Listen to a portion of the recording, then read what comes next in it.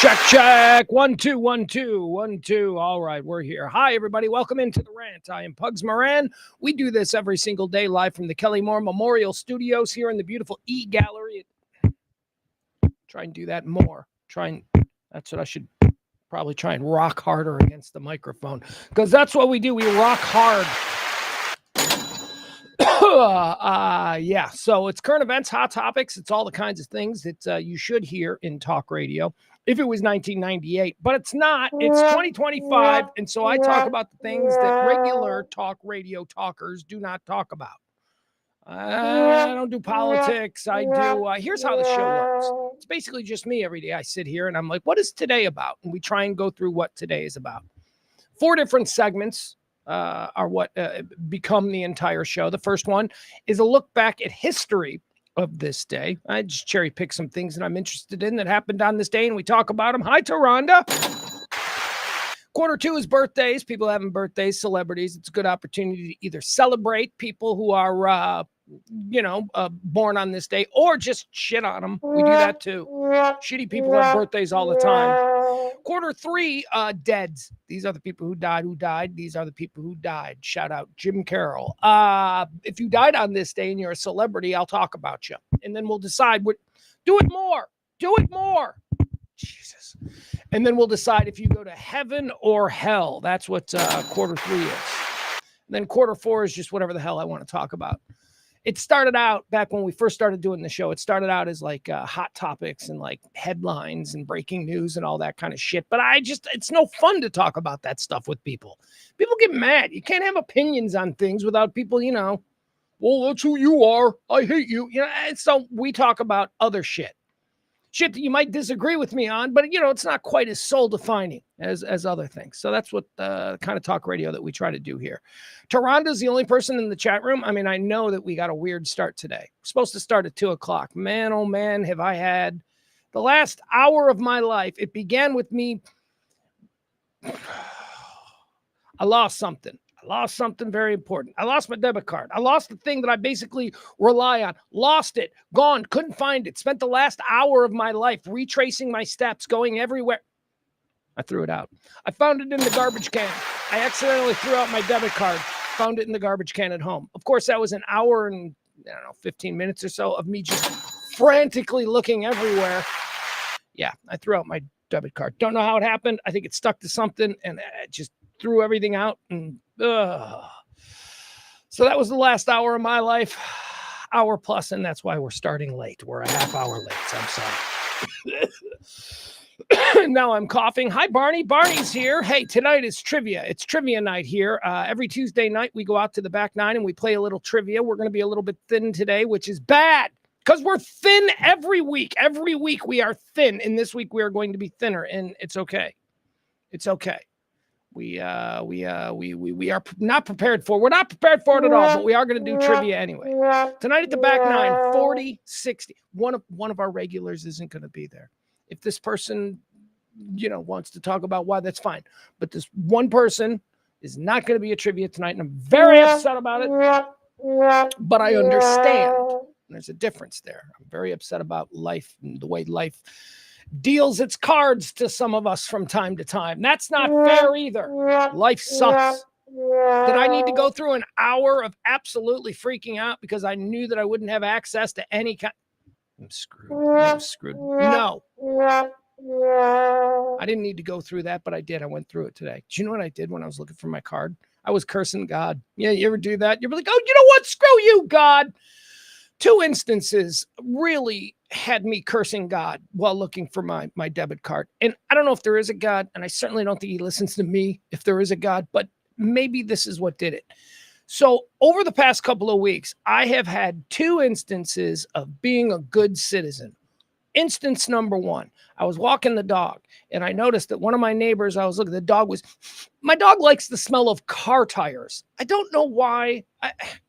I don't know if my dog was like a car tire sniffing dog in another life. Is there like a military purpose for that? I don't know. But she's obsessed with car tires. My son, my 16-year-old son, has a theory on why. And I'm like, man, that could be it.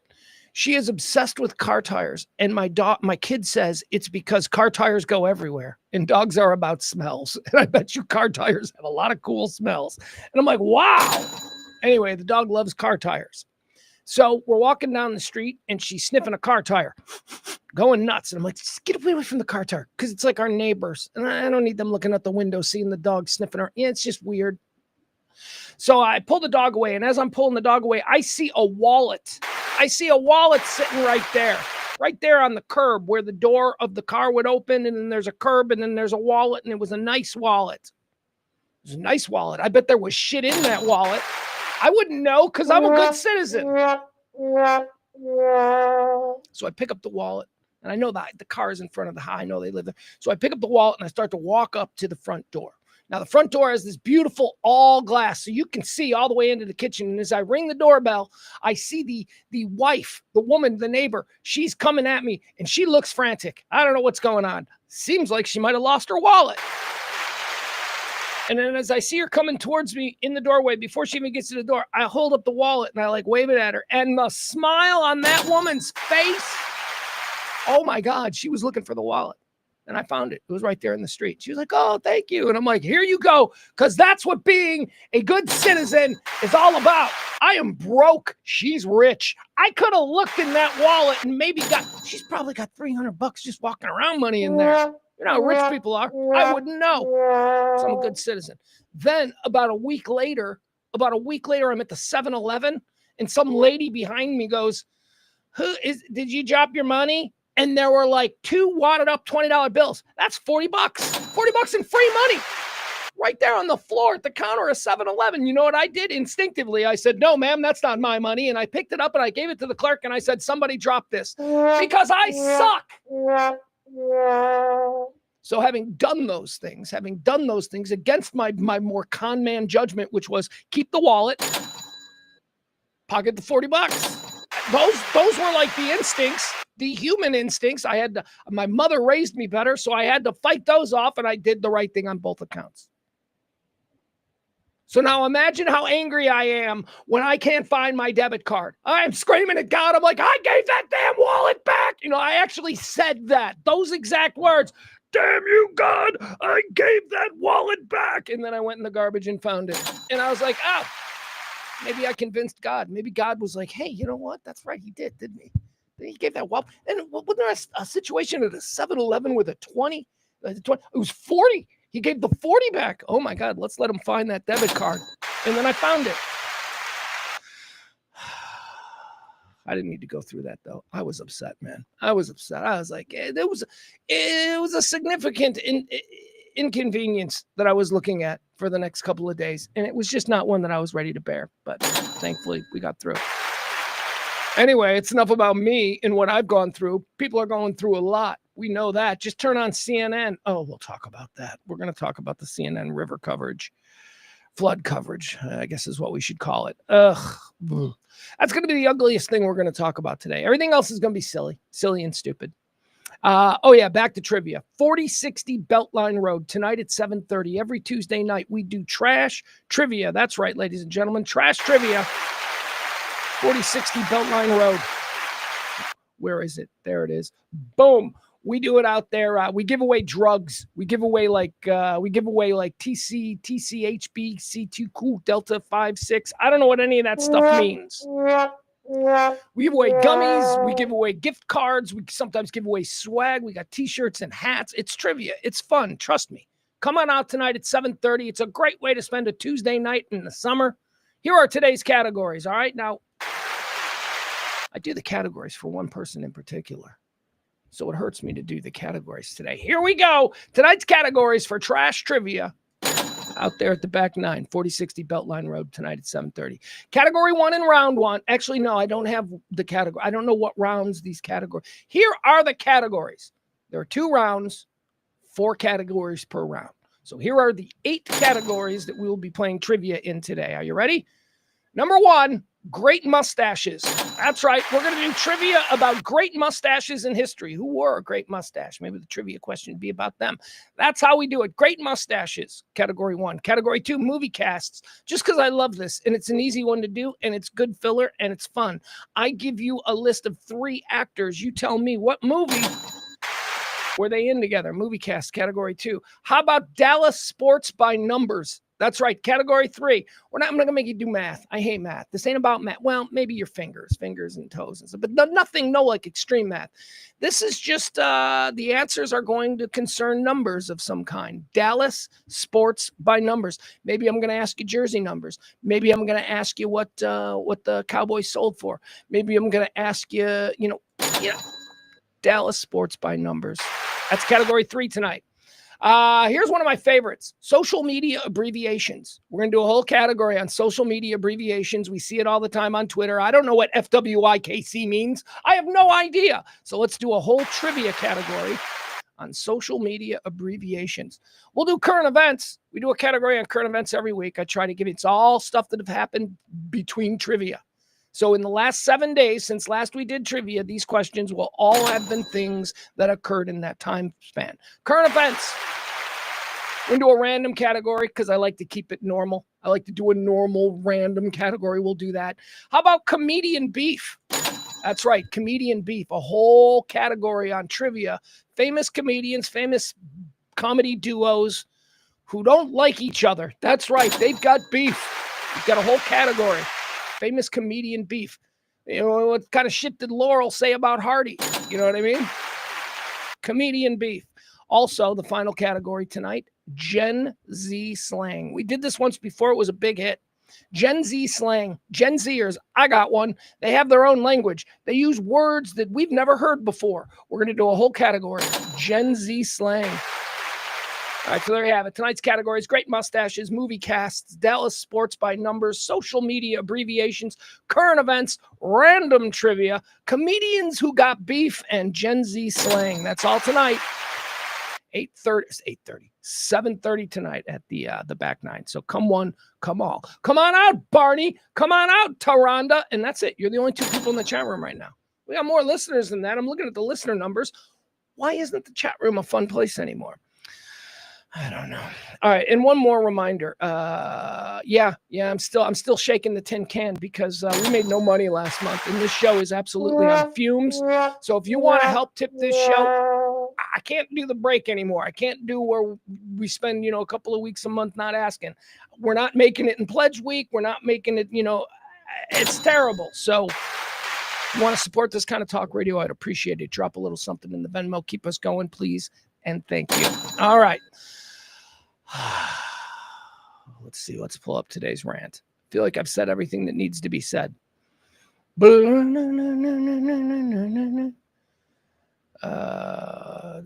you know what I'm watching? I watch stupid shit. I mean, I watch everything if it's good, but I watch a lot of dumb shit. Like I fall into stuff that I've already seen. You guys ever seen that on Prime? It's on Prime, but I think it was on like the History Channel like 10 years ago. America in Color. And it's like 6 parts, but they do it by decades, like the 1920s, America in the 1930s. And then part 3 is America in the 1940s. And then, 1950s, 1960s. It's narrated by Ray Donovan, Liev Schreiber. He narrates everything. He gets so much narration work. He's good, though. Anyway, it's all of these. It's the stories of these decades in American history, but they've all been colorized, and it is cool, man. It is cool. Remember in the beginning when things first started being colorized and all these purists were like, I don't like it. It's not the way it should be. And then those people all died, and now we're all like, cool, colorize everything. There's no reason we shouldn't know what color hair she had. Anyway, I've been watching America in Color. It's very good. It's very, very good. Anything else? No. What do you say we get started? Here we go. Let's start the rant for today. It is the 8th day of July, year of our Lord, 2025. Did you know it's the 189th day of the year? There are 176 remaining until the end of the year. So get those New Year's Eve plans started. All right, let's go. Here we go. First category. On this day, antecedently on this day. All right, let's go. On this day, antecedently in the year 1775, the Olive Branch Petition is signed by the Second Continental Congress. No. I'm sorry. This is the first. That's right. That's the next one. Okay. On this day in 1775, the Continental Congress, they got together and they wrote this thing and they sent it to England, and it was called the Olive Branch Petition. It was basically, please don't be mean to us anymore. We want to be your friend. That was on this day in 1775. On this day in 1776, 1 year later, church bells, even the Liberty Bell, are rung after John Nixon delivers the first public reading of the Declaration of Independence. Hey, hey! All right, so see what happened over the course of 1 year? On this day in 775, they're like, we don't want to fight, we want to be friends. And then 1 year later, they're like, let's go! Anyway, that's it. On this day in history. On this day, so the 4th of July is when they signed it, but I guess, a dude had to get on a horse and ride like 3 states away, and then it was the 8th by the time he was like, all right, I got to tell you people something. Antecedently on this day in 1892, St. John's, Newfoundland, I believe it's pronounced Newfoundland, is devastated by the Great Fire of 1892. I got to do this. Again, born and raised in Chicago, I thought we were famous because we had a fire, and everything, we're branded by fire. Everything about Chicago is fire. The water tower, we got a soccer team called the Fire. There are TV shows called Chicago Fire. We had the movie Backdraft. We are all about fire, and I thought we were special, and we're not. Every city in the world has been devastated by some historic fire, even St. John's, Newfoundland, on this day in 1892. On this day in 1898, the death of crime boss Soapy Smith. He's killed in a shootout on the Juneau Wharf. All right, so this Soapy Smith. Yeah, I always say, one of the great things I love about reading Wikipedia, and I read a lot of Wikipedia, is just the people you learn about, the characters. Soapy Smith needs to be a TV show. It needs to be a Netflix show. It needs to be whatever. I don't care. Max, put it on. It's Peaky Blinders. Peaky Blinders were real. I only knew that after I saw the show Peaky Blinders. Then I go to Wikipedia. There's a whole story about the history of the Peaky Blinders, a street gang in London. Soapy Smith. Is it Soapy Smith? Yeah, Soapy Smith. This dude was a con man. He ran Alaska back like when Alaska was still just a territory and all the outlaws were going there because they could kill people and get away with it because there was no judges. What there was Soapy Smith. Now, why was Soapy Smith called Soapy Smith? Because Soapy Smith was a con man, started his Soapy Smith gang in Fort Worth. That's right. That's where they all met up. Fort Worth, Texas. Then they moved to Denver, where he ran Denver until he got ran out of Denver by new, reformers. Soapy Smith ends up in lawless Alaska, and he just takes over Juneau. He takes over the whole kind of place. Anyway, I think it'd be a good TV show. Here's why he was called Soapy. One of his confidence scams was the soap bit. He invented the soap bit, which is something that we've seen depicted in movies and TV shows. That's back in the day when everybody was dirty because everybody was coal miners. Selling soap was a real business. People could make money selling soap. So how did Soapy Smith sell more soap than other people? He did the old money in the soap con. That's where he would stand up in front of everybody. The whole town of dirty ass miners gathering it from him. And he'd be like, I'm selling soap, and you can buy soap from that guy, or you can buy soap from me. But if you buy soap from me, and he would take out money like anywhere from $100 bill to, which was so much money back then, to like $1 bill, which was still a lot of money. And he'd take a bar of soap and he'd wrap the bill around it. And then he'd take that bar of soap and he'd put it in a paper bag and wrap it so you couldn't see what bill was in there. And then he'd mix that bar of soap in with all the other soap, and he'd say, folks, get your chance to win them. But it was all pre-worked. That the people in the crowd that would actually get the $100 bar of soap, yeah, that person worked for Soapy. That was one of Soapy's guys. Anyway, I think it'd be a good TV show. He's funny, he's violent, and he was a mob boss who ruled in a time when, I think we might be interested in looking at it. It's on this day, 1898, Soapy Smith gets killed in the shootout on the Juneau Wharf. On this day in 1947, reports are broadcast that a UFO has crash landed where, class? Roswell, New Mexico. That's right. Today is the day in history when the Roswell hoax happened. Huh? What? Pugs, you're Mr. UFO. You think Roswell is a hoax? I got my questions. I got questions about Roswell. I don't know that Roswell is real. Roswell seems Roswell was something that everybody forgot about for like 60 years, and then suddenly there were branding opportunities, and now Roswell is like the UFO capital of America for no reason. I'll tell you what should be the UFO capital of America, Tinley Park. Oh, Tinley Park, Illinois. I got plenty of reasons why. Anyway, we'll move on. All right, antecedently on this day in the year 1994, Kim Jong-il begins to assume supreme leadership of North Korea. All right, you remember this guy? Kim Jong-il? Kim Jong-il was the guy that we all hated for years and years, and then he died. And then his son, now we got Kim Jong-un. Went from Kim Jong-il to Kim Jong-un. And for us oldsters, there was a period of time when that was pretty confusing. We were like, what? Wait, who's this guy now? What wasn't the guy's name Kim Jong-un? Anyway, it was on this day. Kim Jong-il. Now, he's not Little Rocket Man, right? Little Rocket Man is Kim Jong-un. That's the guy that Trump got into it with, right? Kim Jong-il was before. It doesn't matter. Let's keep going. All right, let's move on to birthdays.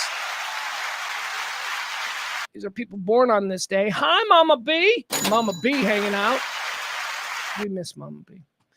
Let's see here. Where are we at? Okay, yeah, birthdays. These are people having birthdays. These are some cool ones. Look at this. All right, I'm going to go on a run here. I'm going to give you a couple of birthdays. Born on this day in 1831, John Pemberton, Coca-Cola. Huh? Born on this day in 1838, Eli Lilly, the chemist and pharmaceuticals giant. Huh? Born on this day, also in 1838, Ferdinand von Zeppelin, lead singer for Led Zeppelin. Born on this day in 1839, John David Rockefeller. Oh, boy, captains of industry abound on this day. Born on this day in 1885, Hugo Boss. Well, Hugo Boss. You want to hear something funny about Hugo Boss? That until about 4 hours ago, I hadn't even really put together. So here's what I know about Hugo Boss. Really good suits, like really great looking clothes, man. Just the best. I also know that they dressed the Nazis. So those Nazi uniforms, remember in World War II, the Nazis looked so much better than everybody else. The Nazis had great uniforms. It can't be denied. They were just fashion icons. Those were incredibly cool uniforms. That was Hugo Boss. Hugo Boss. Okay, so I knew that. Fast forward to like the 80s and 90s when I'm a big fan of racing. I'm a big fan of IndyCar racing. I love Emerson Fittipaldi. He is my favorite driver. He happens to drive the Hugo Boss car. For some reason, I thought Hugo Boss was a Brazilian fashion designer because of the association with, even though I knew they dressed the Nazis. But then I thought, well, the Nazis had ties to South America, right? Isn't that where they all went? I don't know. Anyway, moving on. Hugo Boss, born on this day in 1985. Born on this day in 1908, Nelson Rockefeller. Why is that interesting? Well, it's interesting because John D. Rockefeller, the guy who started Standard Oil. Standard. Do you remember Standard? You guys aren't old enough to remember Standard. I remember Standard gas stations. They were everywhere. And then they became Amoco. And they had the same branding. It's the same logo as it was when it said Standard, but now it says Amoco. Big changes in my life. Datsun switching to Nissan. That was difficult for me. Standard switching to Amoco was another big one. Yeah. Bell switching to AT&T. That was a big one. All right, keep going. Anyway, grandson of John D. Rockefeller, the guy who started Standard Oil. John D. Rockefeller, born on this day in 1839. His grandson, Nelson Rockefeller, born on this day in 1908. Nelson Rockefeller would go on to be vice president of the United States. Born on this day in 1944, one of my favorite people in all the world. Well, that's not true. I shouldn't say that. One of my favorite, I'll tell you this, though. If he's in something, it's a reason for me to watch it. I'll be like, oh, okay. So no matter how stupid or bad it looks, at least I know that Jeffrey Tambor's in it. It's Jeffrey Tambor's birthday. Look at this guy. This guy's so funny. This guy is so funny. He got railroaded. He retired. You go to his Wikipedia page and it says Jeffrey Tambor is a retired actor. You know why? Because he's like, fuck this. Jeffrey Tambor got Me Too'd out of the business for being one of these old guys who likes to hug. Jesus Christ. He's not a predator. He's just an old guy from the 60s and 70s when hugging was okay. Sometimes he forgets. I don't know. Yeah, I don't know. He's so great. He is so great. It doesn't matter where you want to start. You want to start with the Ropers? Remember the Ropers? Ropers was a spinoff of Three's Company. Jeffrey Tambor played the Ropers' son-in-law. He was an asshole, but he was funny. How about movies? And Justice for All. Have you ever seen Injustice for All? It's one of the great Al Pacino movies of the late 70s. Jeffrey Tambor right there alongside him.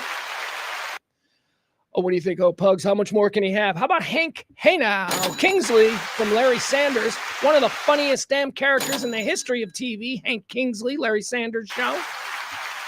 Then he played George and he played Oscar Bluth in Arrested Development, which I think is the best written situation comedy in the history of the world. The jokes and the lines and just the way, the dialogue. Oh, my God.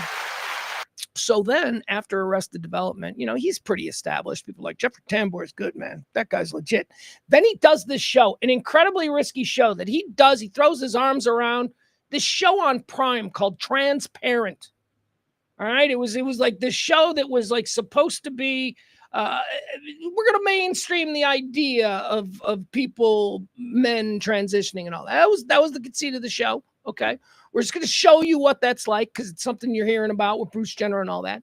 So the show was called Transparent, and it starred Jeffrey Tambor as a dude who was 70 and decided that he wanted to live as a woman. And it was a great show. Season 1 was a great show. Season 1 was amazing of Transparent. It was really interesting. And then it got stupid. Then it got like Hollywood preachy, you know, and all this stuff. And he got in trouble for hugging a trans person that was on the show. I don't know, man. I don't know. He didn't do anything wrong. He's an old man. Leave him alone. He's great. He's Jeffrey Tambor. Nobody's afraid of Jeffrey Tambor. Happy birthday. And he's like, he won all the awards, Golden Globes, Emmys, you know, lead performance for this, you know, he's playing a trans man, and isn't he great? And he's getting up there and he's like, I just want to thank the trans community for allowing me this opportunity to, you know, he's doing all the right things. And he's like celebrated as this great. And then all of a sudden some trans actor on the show goes, he hugged me too long. And he's like, I fucking retire. I am done with this shit. Are you fucking kidding me? Jeffrey Tambor, happy birthday. He's the dude. I haven't looked at the chat room yet. I'm wondering if Adam Reyna is losing his shit by me having the audacity to defend Jeffrey Tambor. Barney Stiles says that Roswell was good TV for its time. Good TV for its time. I never saw Roswell. Was it? I'll take that as maybe it's one I check out.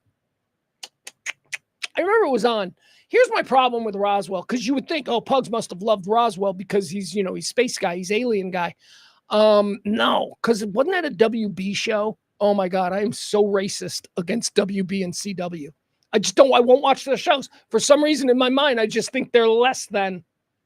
See, I'm network racist against CW and the WB. Everything they offer is just going to be less than, and it's going to be bad for culture. See, I'm television racist. Okay. So maybe Roswell was good, is what I'm trying to say. I don't know. All right, Jeffrey Tambor, born on this day in 1944, born on this day in 1958. We're going to give this man a little bit of credit because I don't think he gets credit. I really don't. I think that this dude is such a staple and such a always there, always dependable. I think we totally take him for granted. Born on this day in 1958, ladies and gentlemen, Pigface himself, Kevin Bacon. Kevin Bacon. Isn't that weird? He looks like a pig and his name is Bacon. I just think that's great. Anyway, I love Kevin Bacon. I love Kevin Bacon. I've always loved Kevin Bacon. Kevin Bacon has always been interesting to me, whether he was the guy in Animal House from the dickhead fraternity who was taking his paddles like a bitch. Remember that? Thank you, sir. May I have another? Kevin Bacon. It's the first time we saw him. Let's do a Kevin Bacon draft because, quite frankly, I don't think we've done one before. All right, here we go. Kevin Bacon. We're going to do a draft of all of his movies. And let me tell you, folks, he's got a lot of movies. We're going to do my 5 favorite, the 5 best films that I think Kevin Bacon has been in. Okay. Now, this doesn't mean that ones I don't mention suck, because wait till you hear the free agent invites. We have got some free agent invites coming. So here we go with the first pick in the Kevin Bacon draft. I'm going to go deep and early in his career. This is, for me, it's a top 10 greatest film of all time, and it's the only Kevin Bacon movie that makes it into my top 10 greatest films of all time. So I'm putting it at number 1, and that is Diner. Diner. Have you guys ever seen Diner? Diner's so good. Mickey Rourke, Daniel Stern, Tim Daly, Ellen Barkin, and of course, Kevin Bacon. Kevin Bacon is the dude who sticks his penis, right? Doesn't he stick his penis? Doesn't he go to the movies and stick his penis through a popcorn thing? You guys know. If you know, you know. If you know what I'm talking about, you know what I'm talking about. I think that was Kevin Bacon. That was his contribution to Diner. He's great. Number 1 off the board, the film Diner in the Kevin Bacon draft. Number 2 off the board, A Few Good Men. I love that movie. It's another really good movie. Kevin Bacon, we forget he's in it, but he's in it, and he's good. Kevin Bacon, A Few Good Men. Number 3, a movie that I will be forcing my 16-year-old son to watch with me over the next couple of weeks. Haven't decided if it's going to be this weekend or if it will be for my birthday weekend, but we will certainly be watching Kevin Bacon in Apollo 13. Apollo 13. That's number 3. Number 3 off our Kevin Bacon draft. Okay, so now number 4. I couldn't leave it off because it's such a great movie, and I just recently watched it last summer, and I'm like, this movie holds up. This movie's fun. Number 4, Footloose. Everybody cut loose. Footloose. That's number 4. And number 5, the final pick here in the Kevin Bacon draft, I'm going with Mystic River because I really like that movie and I thought he was really good. Mystic River. There you have the Kevin Bacon 5 films that I think you should see. The 5-film Kevin Bacon draft. Diner, number 1. A Few Good Men, number 2. Apollo 13, number 3. Footloose, number 4. Mystic River, number 5. Now, how about those free agent camp invites? Yeah, there's a lot of people that didn't get chosen in this draft that we need to see. We need to see in real life. We need to see what they can contribute. How about Animal House? I already mentioned it. Thank you, sir. May I have another? How about Friday the 13th? Do we forget that Kevin Bacon was one of the stars of the original Friday the 13th? How about She's Having a Baby, which is a real interesting film in that it's John Hughes making his first non-teen comedy, trying to move into adulthood. She's Having a Baby, a terrifically underrated film. The Big Picture gets a camp invite. Tremors gets a camp invite. Flatliners gets a camp invite. JFK gets a camp invite. River Wild gets a camp invite. Murder in the First gets a camp invite. Stir of Echoes gets a camp invite.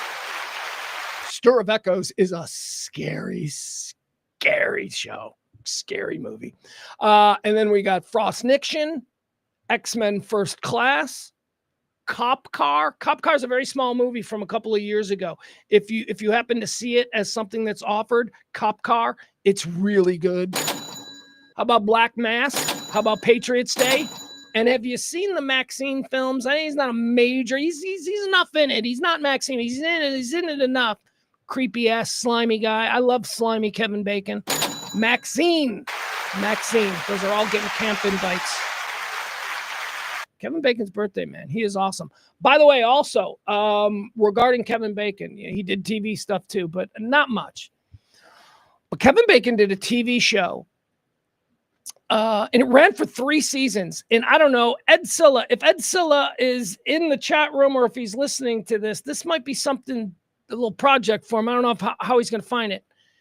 It was on for 3 seasons on Fox. It was a network TV show on Fox. Kevin Bacon starred in it. It was called The Following. And I loved this show. This probably, what are we talking, 2014, 15, 16 maybe is when it was on. It didn't go off the air because it wasn't good. It was good. Critics loved it. Audience never really found it. It went off the air because there was, it was the most violent and frightening show that has ever been put on network TV. It was The Following. Kevin Bacon's The Following should have been a Netflix series. It should have been, it would have been so much bigger if it had been outside of, the censorship of network TV. Anyway, let me show you this. Have you guys ever seen The Following? This is a trailer for The Following. Let me tell you what the story is. Kevin Bacon plays a retired, down on his luck FBI serial killer profiler. Okay. He's out of it. He went through some hell with this guy named Joe Carroll. Joe Carroll is a serial killer he was a college professor, this charismatic college professor who killed 14 people. Kevin Bacon's character puts Joe Carroll behind bars. It fucks up Kevin Bacon's character. He quits the FBI. He's now a drunk and he can't handle, what he went through putting Joe Carroll behind bars. Flash to episode 1 of the series. Joe Carroll has escaped from prison. Woo! The FBI now needs the Joe Carroll expert. So the FBI has gone back to Kevin Bacon to try and sober him up, to try and get him to, do what he did the first time and catch this serial killer, Joe Carroll. Now, what's so special about serial killer Joe Carroll? This is where this thing gets so freaky. Joe Carroll uses the internet and has this incredible following of people that are essentially now cult members. He's a cult leader. He is a cult leader. He taps into all the serial killers in the country, all the network of serial killers, people who could be serial killers, people who haven't been serial killers yet. Doesn't matter. Joe Carroll becomes their leader, and he just directs this army of serial killers against American civilized society. The Following. It is so scary. And it's everybody. It's old men. It's teenage boys. It's teenage girls. It's middle-aged housewives. It's soccer moms. It's football coaches. They all just start killing people. Oh, my God. It was network TV. It was called The Following. Here, check this out. I don't know how much of it we're going to watch, but if there is ever an opportunity, if you see it anywhere, I don't know if it is on Hulu or whatever, it is the craziest thing that has ever been allowed on network TV. It is very good, but I can see why it didn't make it. The serial killer Joe Carroll has escaped from prison. Get some help now! I'd like to turn myself in. I surrender! My first book was clearly too avant-garde. Now, my new story, it's going to be a collaboration. He's finding people to help him. It's like there is followers. Lord, help my poor soul. You don't want to do this. He's speaking to his subjects with the promise of elevating their lives. Through death, one experiences life. Joey! Where's my son? I like to think of them as my friends. He is recruited from all walks of life. Housewives, teachers, accountants, military, law enforcement. The warden just granted Joe Carroll's request for a transfer. As people got to the warden, Where the hell is he? It is very much going according to plan. I'll be in touch. How did you like the plot twist? Joe Carroll escaping? Bet you didn't see that coming. yeah, that was good. Now you're boring me. I need your help to finish our story. Oh, you're not gonna find Joe. You don't find us. We find you. Which one first? I want something. My son needs a mother. She's in protective custody. You need to make sure Claire is safe. He's united with his people. He will do something to ignite them to action. I'd like to teach you.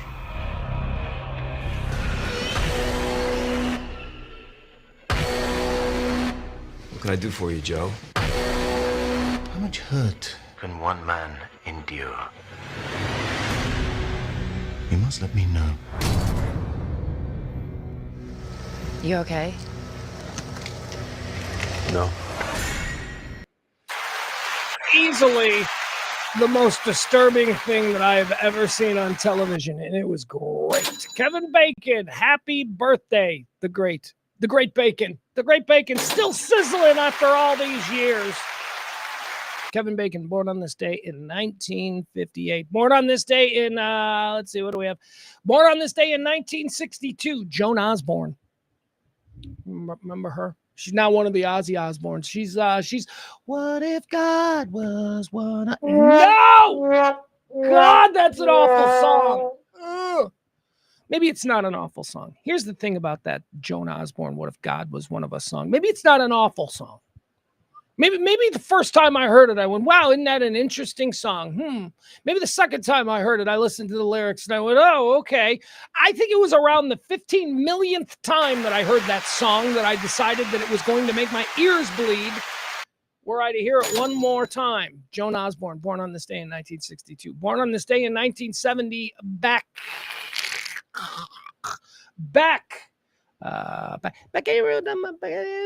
Remember when Beck was a genius? Remember, oh, he's a genius. Remember that? And then now it's just like, what's Beck been up to? Beck hasn't really lived up to where we elevated him after, like, you know, 1 or 2 albums. Oh, Beck's a genius. Odelay. Oh my. Okay. What else you got for me? Anyway, Beck, happy birthday. Born on this day in 1970. And finally, born on this day in 1993. This is such a problem. This is, oh God, this guy, I don't know who this dude is. But there's a lot of pressure on him, okay? A lot of pressure on this guy. I mean, I'm sure there's a lot of pressure on him outside. But in my little personal universe, a lot of pressure on this guy. It's his birthday. Born on this day in 1993, David Cornsweet. Stupid name, right? David Cornsweet. Fucking David Cornsweet. All right, so here's the deal with David Cornsweet. He's an actor. He's not just any actor. He's the new Superman. All right, he's the new Superman. He's, he's the latest in the Jack Reeves, Christopher Reeve, Brandon Ruth, Jack Black. Who else has played Superman? I'm leaving Brandon Ruth. I'm leaving the most recent guy out. What's that guy's name? The guy, Henry Cavill. Is that him? Okay, whatever. So he's the new one. David Cornsweet. 2 days, right? Friday, the new Superman comes out. James Gunn, the new James Gunn Superman, which is, look, guys, all right, I got to explain what's happening. You can obviously tell that I'm going through some chaos trying to think about this. Superman is like the most important and my number one favorite superhero of all time. I can't help it. I'm Gen X. Christopher Reeve is my guy. Superman is better than everybody else. Yeah, it's fun to watch Batman and Spider-Man and all that, but let's be honest. Superman literally can just look at them and vaporize them with his laser eyes. It's not even close. Superman, I once saw a Superman cartoon where he flew so quickly in reverse that time went backwards. That literally the globe started spinning backwards so that he could undo something. Superman, okay? Try that, Batman. Batman's just a rich kid. But here's the problem. Superman has absolutely sucked. At least insofar as this generation who has rediscovered the superhero genre, beginning with, the Avengers. Marvel really came hard about 20 years ago. We started with the Spider-Mans, right? The Spider-Mans were the first things, but then it went ape shit with the introduction of the Avengers, and then all the Avengers had their individual movies, and Marvel has been kicking the snot out of DC for 30 years. DC sucks. Like, DC just like bad, stupid, lesser, with the exception of the Batman movies. DC has always done the Batman movies to a much higher sort of standard. It's all the other ones that are stupid. So here we are. James Gunn comes over to DC, right? Mr. Guardians of the Galaxy, Mr. Fun, Mr. Making Marvel movies interesting again. Comes over from Marvel, and he comes to DC, and he's in charge of everything. DC's like, you know what, dude, you're just in charge of everything. And he's like, okay, let's reboot Superman, and let's roll him out for a new generation. And we will show Pugs' 16-year-old son that Superman isn't a fucking cornball pussy. So that's what we're waiting on. And David Cornsweet, our birthday boy, born on this day in 1993, will hit theaters on Friday as the new Superman. And I need it to be great. I need it to be great. I need my son to look at me and go, that's actually, Superman's kind of cool, Dad. Because he's never said that to me. We've been arguing about, Superman, and he pulls out like these like rando Marvel characters that he says would kill Superman. And I just, even if it's true, I cannot exist in that universe. You know what Superman is? Here's the thing about Superman that doesn't work in modern society. And it's the thing that I have always loved about Superman. Superman, think of it like this, okay? Superman is a superhero. Superman is what Ted Lasso would be if Ted Lasso had superpowers. That's who Superman has always been. A bit cornball by today's cynical view. He's Mr., Justice League of America, truth, justice in the American way, and I will stop what I'm doing to save that cat from the tree, and thank you, Mr. and Mrs. America. I mean, he was cornball. Good, inherently good. He was the super version of what man can be. He didn't have a drinking problem. He didn't have Batman's dark, abusive past. He had none of this like pathos that like made Iron Man so interesting. No, Superman's just fucking Ned Flanders / Ted Lasso. And it's up to James Gunn to make that work, because I believe that can work. We've been so cynical for so long. So, all right, here we go. Friday, the new Superman. I'm very concerned. Not going to bother showing you the trailer because I've watched it a million times.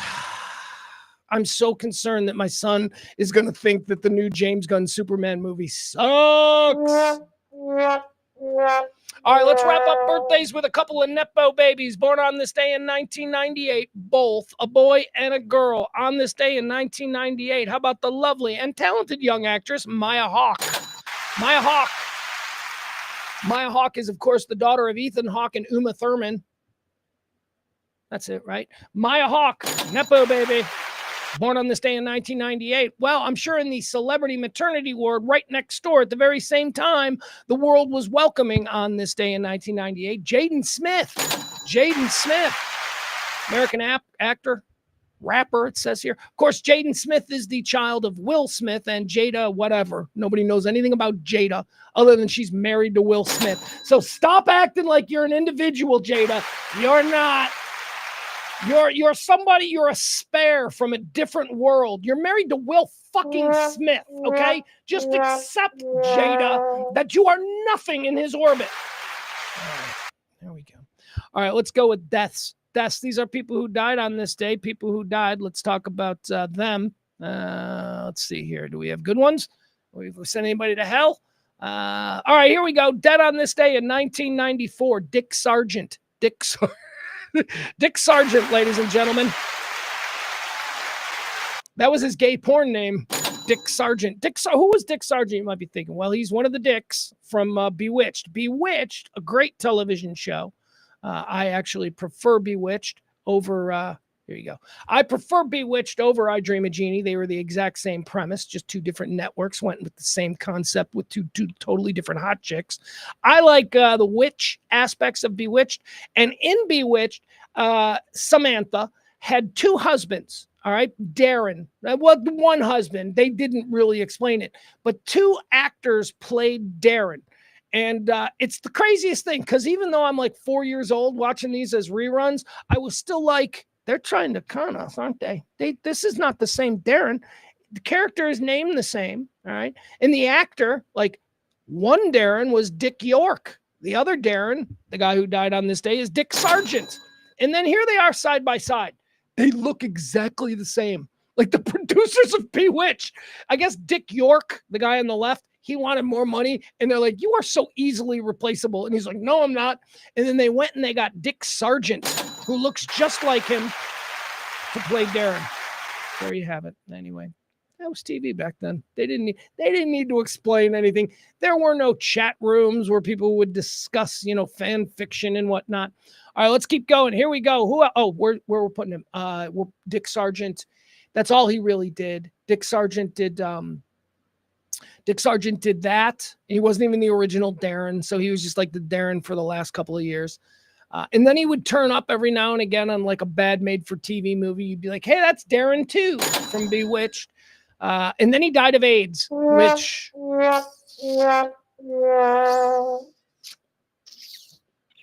I'm putting him in heaven. I'm going to put him in heaven, Dick Sargent, because I really like Bewitched, and I got no reason not to put him in heaven. I don't know anything bad about him. All right, there you go. Dick Sargent. We're putting him in heaven. Dead on this day in 1994. Dead on this day in 1999. Pete Conrad. Who? I just heard rumor that dead on this day, Pete Conrad. Who? Who? Pete Conrad? You mean American captain, pilot, astronaut Pete Conrad? You mean Apollo 12? Third man to walk on the moon, Pete Conrad? You mean Gemini and Apollo mission commander, Pete Conrad? You mean the commander of the Skylab, Pete Conrad? Dead on this day? He is. He's gone to heaven. He's going to heaven because he's already been there. That's right, Pete Conrad. One of our badass astronauts from the what do they call them? The new nine. I believe Pete Conrad was one of the new nine. What is the new nine? Well, we all are familiar with the Mercury 7, right? We've all seen the right stuff. So that was the Mercury astronauts. They were the first ones. They were spam in a can. They went through all the crazy stuff. And then after they accomplished what the Mercury program was designed to accomplish, they had to move on to the Gemini missions. The Gemini missions required new astronauts. Now, some of the Gemini astronauts were also Mercury astronauts, but they had to bring in some new ones, and they called them the new 10 or the new 9. That's it, the new 9. And Pete Conrad was one of their standouts. We're in Space Month. Did you know? So here's the difference. This is how, if you're thinking about 60s space race stuff and you want to break these guys up into teams, it's like rooting for, the New York Yankees in the 1960s. There were some core individuals, but they were different teams. So like in the early 60s, NASA had Team Mercury, right? We know what they were. Those were the Mercury astronauts. What was the story with them? Well, their job was to just not blow up on the launch pad. The Mercury astronauts were like, can we put a dude in space? Can a dude go in space without, his head caving in when he gets, So that's what their job was. They're Mercury astronauts. Their job was to go up in space, orbit. Can you live? Can you survive, a couple of rotations? That was Mercury. Gemini came second. Gemini was, okay, so we can get them up there. What can we do up there? Gemini was like, can we walk around? So Gemini was like spacewalks. They're like, what if the engine breaks? Can we go outside and fix the engine? Can we fix stuff in space? And that's what Gemini was. Can we build things? Can we go up to satellites that are already in orbit and build things and structures in space? That's what Gemini was. Then came the Apollo boys, and we all know that the Apollo boys, those boys went to the moon. Pete Conrad was a Gemini and an Apollo mission commander, and that makes him one of the baddies of all time. The great Pete Conrad. By the way, if you're familiar with the TV show From Earth to the Moon, which is just an incredible miniseries from 2000, 1999, maybe somewhere back then. Steven Spielberg and Tom Hanks. They signed a deal.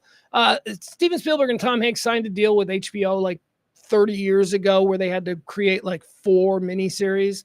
From Earth to the Moon was the first one they did. The second one was Band of Brothers. The third one was The Pacific. And I don't know what the fourth one was. But anyway, Earth to the Moon, man. Pete Conrad is played by Fun. Who's the executive producer? Tom Hanks. Who plays Pete Conrad? Peter Scolari. That's right. His pal from Bosom Buddies. Tom Hanks made Peter Scolari one of the coolest astronauts we ever had. Pete Conrad going to heaven on this day in 1999. Dead on this day in 2011. How about Betty Ford? Where do we put her? We put her in heaven. We put her in heaven because she sort of mainstreamed the idea of getting help. I think we do. I think we put her in heaven. Betty Ford Center. She was a drunken first lady, and she did some things where they're like, the first lady's drunk again, so she went and got help. And it was her and the high-profile way in which she went and got help that made other people go, well, if the first lady can do it, it must not be that bad. And now we have people getting help. And that's good. So we're putting Betty Ford in heaven. Dead on this day in 2015, the Snake. The Snake. Who's the Snake? You think of one snake, right? Kenny the Snake Stabler. Oh, When football quarterbacks were still football players. That's the era that Kenny Stabler comes from. Today, football quarterbacks are not football players. They're specialists. You know, they specialize in the art of not being roughed up. Kenny Stabler was the quarterback for the Los Angeles Raiders back in the day when the Raiders were basically carrying switchblades into games. The Raiders were, man, those Al Davis, John Madden, Tom Flores, whatever era of 70s and 80s Raiders you want to say, those guys were bad. Lester Haynes, oh, they were bad. They were bad. Kenny Stabler was their quarterback, and he was good. And you know what's crazy about Kenny Stabler? He's just another example of one of these guys who was just good. He's just good at playing quarterback. He didn't really try. He didn't work out. You know, he fucking chain smoked. Kenny Stabler smoked 2 packs of cigarettes a day his entire career. He would show up for games on Sundays drunk from the night before. He stayed up all night partying and then would just like take a shower and go throw for 300 yards against the Chargers. It was amazing. He wasn't even trying. Kenny Stabler. I mean, imagine like if you could take quarterbacks, like imagine you take, holy shit, imagine you take Tom Brady and then you got to let him go hang out with Kenny Stabler in 1976. Kenny Stabler eating a big slab of ribs, chain smoking, filterless cigarettes, beer after beer. And Tom Brady's like, I've never had a strawberry in my life. Strawberries are bad for the blood count and I can't. Man. Tom Brady was kind of like probably a mid-tier quarterback who just maximized everything with effort, opportunity, and just being nails when you needed to be nails. And you combine all those things, and you have now arguably the greatest and most successful quarterback in the history of the NFL. That's Tom Brady. Kenny Stabler was just a guy who sobered up long enough to play for 4 quarters. And he was still good. Kenny Stabler's going to hell. Absolutely, Kenny Stabler going to hell. No way that dude. I mean, he's probably a cool dude, but a cool, fun dude that 70s is absolutely going to hell. That is absolutely. All right, let's see here. Who else do we have? Finally, the last one that we'll do here in today's Deads. How about Tony Sirico, ladies and gentlemen? Tony Sirico is dead on this day. What year? Hold on, let me see. What year we got? What year did Tony Sirico die? 2022. You'd think I would have this as a national day of mourning. Love Tony Sirico. All right, so who is Tony Sirico, you're probably wondering? Paulie Walnuts. Tony Sirico is Paulie Walnuts from The Sopranos. So here we go. Let's enjoy a little bit of Paulie Walnuts. But also, I should tell you this about Paulie Walnuts. Tony Sirico was a real criminal. Like, he wasn't an actor. He was an actor. Like, he became an actor, but he was legitimately like in and out of prison his entire life. And it was in like the late 60s when he was doing time in upstate New York that somebody brought in like an acting troupe to talk to the prisoners. And Tony Sirico was like, I could do that. But he was a real gangster. Paulie Walnuts from The Sopranos was a real gangster. And he was so good in the role. He was so believable as the character of Paulie Walnuts. One of the most underrated comic greats in the history of television. And I say underrated because The Sopranos wasn't written as comedy, but because these characters were so real and so believable, they were just funny. And that's who Paulie Walnuts is. Here's the great Tony Sirico, dead on this day in 2022 as Paulie Walnuts. Fucking Italian people. How do we miss out on this? What? Fucking espresso, cappuccino. We invented this shit. And all these other cocksuckers are getting richer. Yeah, isn't it amazing? And it's not just a money. It's a pride thing. All our food. Pizza, calzone, buffalo mozzarella, olive oil. These fucks had nothing. They ate puzzi before we gave them the gift of our cuisine. But this is the worst. This espresso shit. I love that cocksucker like a brother. And he fucked me in the ass. Well, that's the difference between pussy and the others. Him you loved. The world don't run on love. Shut your mouth and listen. I'm gonna give you a couple extra days. But it's gonna cost you another 2 G's as a reminder not to fuck it up. I make myself clear? And don't give me the Malloy. I'm not the one with the short bag. You gotta give that shit a rest. Man needs his 7 hours. Keeps your mind sharp. The miracle of Christmas. Next, the blind will see and the lame will walk.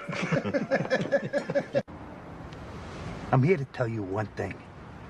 You ever go whining to the big man again about shit between you and me, we'll have a problem, my friend.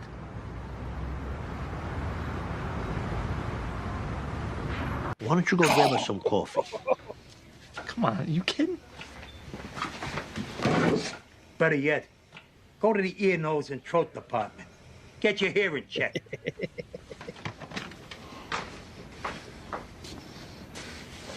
The boss of this family told you were gonna be Santa Claus. You're Santa Claus. So shut the fuck up about it. Why'd you go to that psychic last year, since you don't dwell on this shit? But that was different. Chrissy was shot. That was a paranormal event. What the fuck are you talking about? What's your fucking plan? Eat catcher packs? We should have stopped at Roy Rogers. And I should have fucked the 11th. All right, I can't anymore. I just can't. He's too great. He's too great. Tony Sirico definitely goes to hell because he was a legit gangster. So, you know, he's definitely in hell. All right, there you have it. That's going to do it for quarter three. Quarter three of the Deads. Tony Sirico goes to hell. Kenny Stabler goes to hell. Betty Ford goes to heaven. Pete Conrad goes to heaven. And who was the first one? That's right, Dick Sargent. We put him, he's the second Darren. We put him in heaven too. That's right, Frank. I love Frank, Mr. Obvious. Pete Conrad, astronaut. That's right, Frank. What I talked about. Frankie Smith also says, let's chat let's go into the chat room. Let's see what you people are talking about here. It's a little bit thin, but that's okay. Frank says, Dick York had back problems from being tossed off a horse in a Western movie. He had lots of problems his entire life until he died of emphysema. That's right. Dick York, he was the original Darren. Dick Sargent is the one. Dick Sargent is the second Darren. He died today. He died of AIDS in like 1980 something. And then Dick York was the original Darren. He had like all kinds of health complications. He used to always go on the radio in Chicago. This guy named Jonathan Brandmeier. He'd always go on his show and be like, I can't move. It was really sad, but he was a shock jock. So it was like, it's funny that he used to be on TV and now he can't move. Seriously, I don't understand what the bit was there. I understand. Jonathan Brandmeier used to have Dick York, Darren #1, on his radio show all the time in his worst moments. When he was like in pain, he was talking about how he's dying, he just needs help, he's got no money. And it was played for laughs. God, we were pieces of shit back then, weren't we? We really were. All right. Let's keep going. All right, let's talk about what's happening in the world today. One more time, I would also like to remind you, you can tip the show. You can help support this kind of radio. It's been going on now for a bunch of years. Some of you do, some of you don't, and that's quite all right. I love you all just the same. If you are so motivated, if you do have a little something extra, you can drop a little. I can't fucking find it. There it is. I was filling time trying to find it. I couldn't find it. There you go. I'll leave that up. Also, trivia tonight. Come on, trivia. We had fun. I got great categories tonight. That's enough. We're just going to do the show. All right. So let's get into quarter four. Let's get into all the things that are happening. First and foremost here in Texas and pretty much everywhere else, it's just all about the flood. Just all about the flood down there in Hill Country. My neighborhood where I live, turns out we got a dead kid. We up my neighborhood, University Park. One of the little girls that was killed at Camp Mystic, apparently from my neighborhood. So that's pretty sad. There's like ribbons being wrapped around trees and stuff like that. Over 100. Yesterday, I think I gave the number at 80, and I said that there were some ghoulish monsters out there, just predicting it'll go over 100. Well, it has. It has gone over 100. Don't even know what the number is now. I'm not watching it. I'm not paying attention to it. I'm not. This is obscene to me. The coverage, the endless mining for grief that seems to be being packaged and sold for extended commercial breaks on all the major network news, not network, but cable news.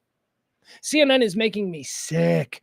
I have a TV in my house that is always on CNN. Always. In the background, whatever. If something happens, just a little screen, something happens, I can look over that and I'm like, what's going on? Is that something? No, is that just CNN being CNN? CNN has pretty much been wire-to-wire coverage of the floods in Hill Country. And I don't understand why.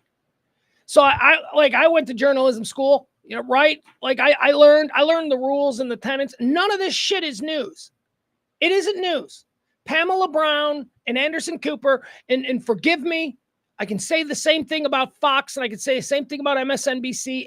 Everybody is acting parasitically about this story. All the news media, they all sent their top guns down there to stand in ankle-deep muddy water and to have that tone. That tone that they all give you. They give you this tone. Good evening, ladies and gentlemen. I'm Anderson Cooper, live from Kerrville, Texas, where rescuers desperately seek for that bullshit tone. So it's not news, is this ongoing coverage of this developing story. What it is a developing story. It is a developing story, okay? It is no longer news. It is no longer breaking news. It is just an ongoing story, and it's going to take a while for the people on the ground who are actually experiencing it to finalize this story. This does not need to be drilled into everybody's head from coast to coast. We're now going to spend the next 10 minutes showing you pictures of children you've never seen before, but we hope it'll make you sad. We hope you'll look at your child and go, oh.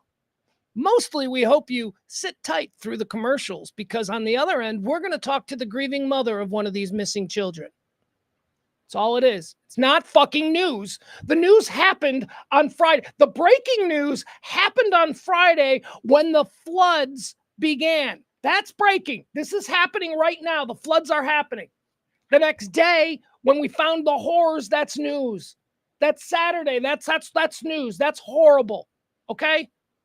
Everything after us understanding that this terrible, tragic thing happened in Texas, everything after that, Monday's coverage, Tuesday's coverage, Sunday's coverage, the special coverage, that's all exploitation of an absolutely horrible thing that is happening to people. These people are going through it. And they don't need a bunch of news people sticking cameras in their face for no other reason than to make strangers in their homes feel emotionally connected to this story enough that they'll sit through fucking commercials. That's what it is. It's disgusting. And it's why nobody trusts the media anymore. The other thing, the president, this is another thing that is so upside down. The president of the United States is taking shit because he's not there. Where is the president?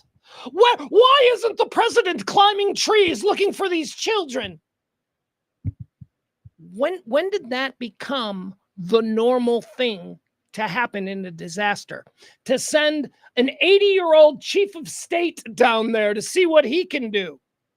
That's not a thing. What it is a photo op. It's a photo op that's been going on around disasters for 20, 30, 40 years, whatever. President of the United States should not be anywhere near this scene. You know why? Because when the president of the United States shows up somewhere, every fucking cop in the county is assigned to him in protecting him. The president of the United States visiting Kerrville today, tomorrow, whenever, would be nothing but a distraction. And we are in the final hours of how long we expect these people to be able to survive out there. So we need to be looking, no distractions, but here you go, people making it political. The president should be there. Oh, shut up. Why, so he can whip paper towels at people again? That is just a performative photo op. But it's become normalized, and now we expect it as a part of the news process. No, that's not news. The president going, isn't that great? A leader standing amongst his people. Stop it. It's stupid. I think he's going Friday, and he's taking shit for that. And I understand that in this day and age, he's got to go. He's just got to go. Otherwise, people would be like, he doesn't even care. So he's got to go. But he doesn't have to go in the first 72 hours. He doesn't need to be there. He's not going to do anything. That fucking Christy Nome is in the way. She's a bureaucrat. She's down there cosplaying in her little like fishing vests and her fucking hats. She's in the way down there so that she can have pictures of her in these moments so that she can say, look at me digging ditches. You're a bureaucrat. You wear a skirt and you have a fancy office. Get the fuck out of the field. You don't belong there. It's all for show. It's all exploitative. These people are going through one of the most unimaginable tragedies that anybody can. The death of your child, not just, randomly, like can happen to any one of us at any time, but the death of your child doing something that was supposed to have been the direct opposite, spending a summer camp with friends in something they'll remember forever. And now for these families, these 100+ families, actually, it's not all children, but it's still 100+ families. Now for these families, we don't know these people. So leave them alone. I mean, is the idea that, well, it's good that we care. No, I mean, it doesn't help them. It's not a money thing, right? Are there GoFundMes? There probably are. I'm of the impression that these were all nice summer camps, if you know what I mean. Like, first of all, summer camp, poor kids don't go to summer camp. They don't go to nice summer camps in hill country of Texas. So these are well-off kids. So we don't need to be racist. So be wary of like these GoFundMes. Anderson Cooper should get on a fucking plane and leave those people alone. I don't know. It's just so gross. It is so gross. And it's not CNN's fault or MSNBC's fault or Fox's fault, because it is ultimately our fault because we love this shit. It's not news. It was news on Saturday. We know about the floods. And you know what is news? Every day, give us an update on the numbers. Oh my God, it got worse. But this sticking camera, this performative bullshit of having your high-paid anchor standing there on overblown riverbanks instead of in the fucking studio, it cheapens the emotion. It cheapens how all of us as parents, as Texans, as people familiar with that area, with people familiar with those camps. I saw Lyndon Baines Johnson's daughter on local news last night. She went to Camp Mystic like 10 years in a row. What's her name? Her name is something like Lydia Baines Johnson. And I'm like, this person, at first, she's still alive. She was actually much younger than I would think. She looked like she was maybe 70, but whatever. Was Johnson still pumping out kids when he was like 80? I don't know. Whatever. But it's just such an incredibly sad thing. And I just get triggered when I see people from, the news bureaus doing that tone in their voice. Welcome back, everybody. It's a very somber scene. It's just like, oh my God, you are so fucking full of shit. Leave these people alone. All right, so I'm done. I just wanted to mention that. We talked about the river yesterday and the flooding and all that stuff. Obviously, there are more serious places where you can find information if this is the kind of thing that you are into, but I'm not. It's just a sad, horrible story, and we've got to keep our best thoughts for our fellow citizens here, our fellow Texans. I hate the pictures. I hate when we're going to go to commercial now with some more of the pictures of the missing children. Why are you doing this? You're doing this for one reason, so that I, at home, will see it and go, oh. That's not your job, fucker. Your job is to inform me, not emotionally manipulate me. I just hate it. I just hate it. And again, it's our fault. It's our fault. They're not doing this in a vacuum. They're doing it because that's what we watch. That's what we want. News used to be like a 60-year-old, twice divorced alcoholic smoking a cigarette on a black and white screen. He's got his tie undone, and he's just giving you the news. We didn't like that. You couldn't make money off that. You know what you could do if you put a hot chick, instead of having, a Walter Cronkite looking train wreck of a white man, why don't you put a hot chick? Put a hot chick in there. We could sell twice the commercials. News is garbage. News is absolute bullshit. And it's no wonder that so many of us are so poorly informed. Because knowing that the traditional institutions of news have failed us so miserably over the past 10 years, we're now taking news from idiots we don't even know on Twitter and shit. Pretend news sites, then repeating that nonsense. We're totally fucked up. We have been failed.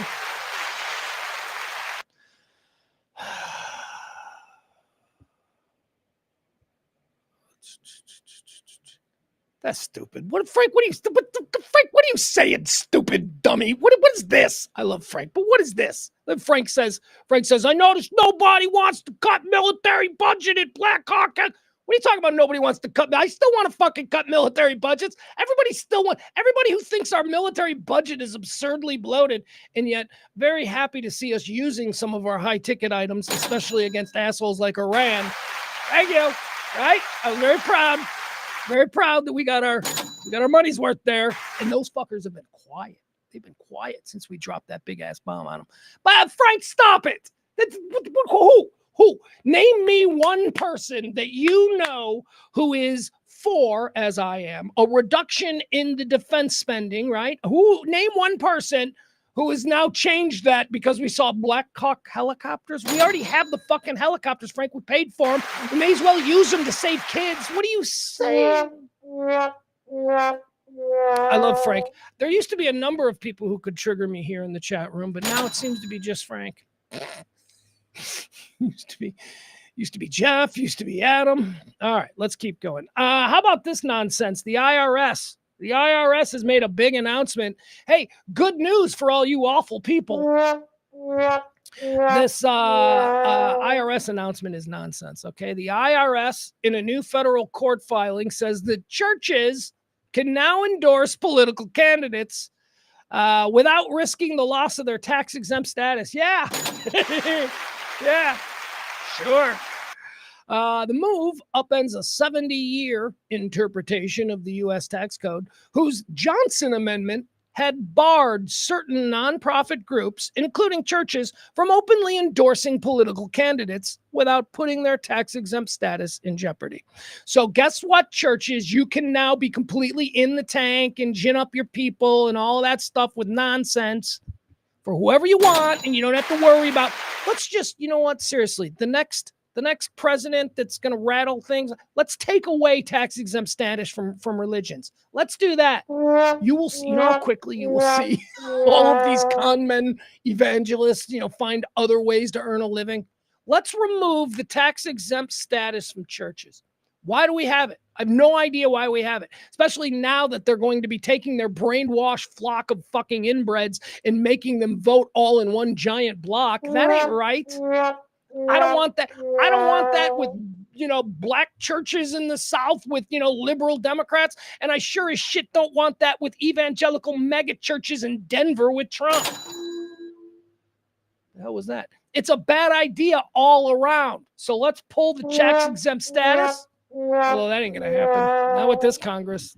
Not with this Congress. Churches give money to them. It's all so messed up. All right, there's Diddy news. Diddy had today was the day that Diddy was due back in court.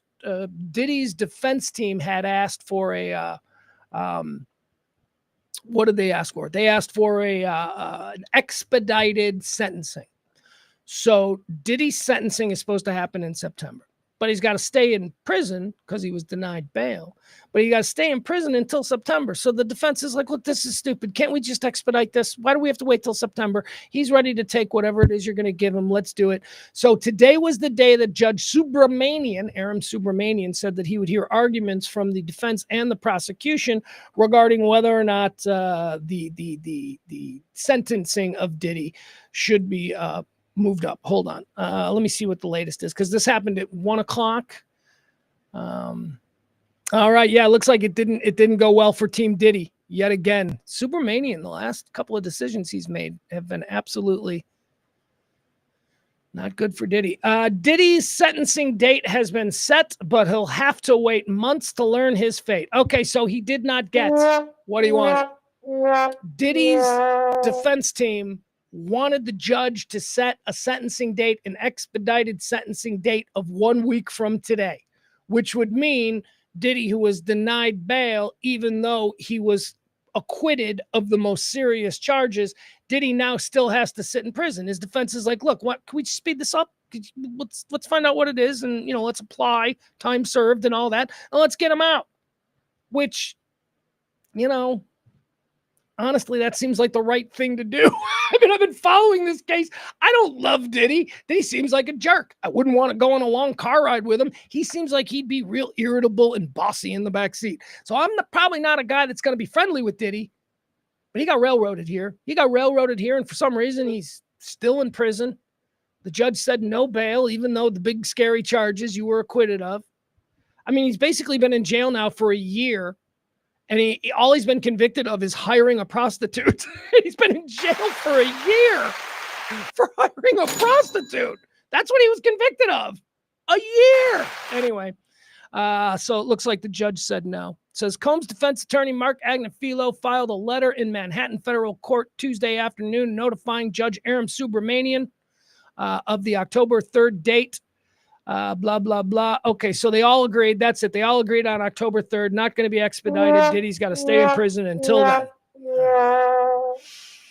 There you go. That's the big Team Diddy news. What else do we have? Let's see.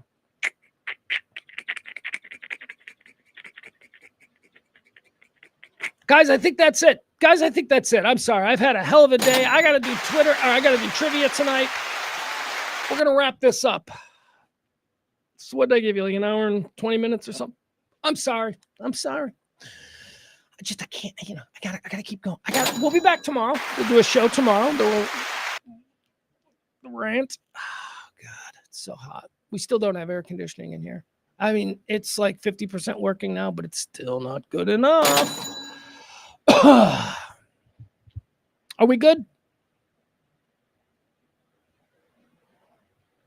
What Barney, what does that mean? Barney's like, I'm not going to get sucked in. Nope, we're done. I love you guys. We'll see you tomorrow at noon. You're the best. Bye.